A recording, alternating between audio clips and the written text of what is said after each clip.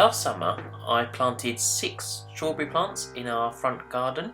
The front garden's got lots of herbs in, it's got lots of lavender, some thyme, some lemon balm, some mint and some other bits and pieces, and they did really well.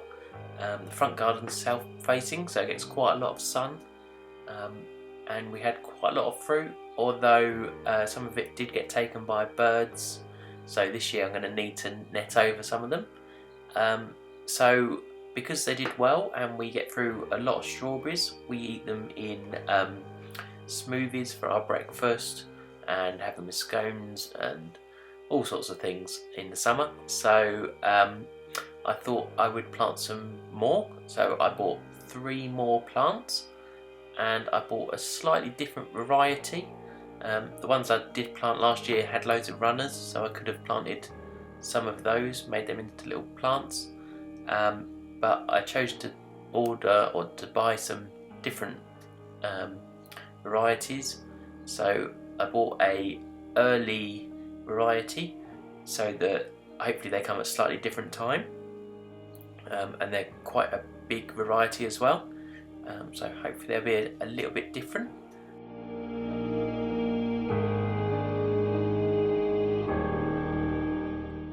So I planted these just a little bit further away from the house than the others, along the side of the path.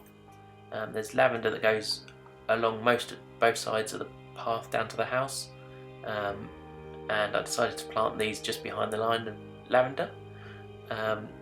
So there's 3, so I planted them in a little triangle, and all I did really was pull back the gravel. There's gravel covering most of the front garden, and dug a hole.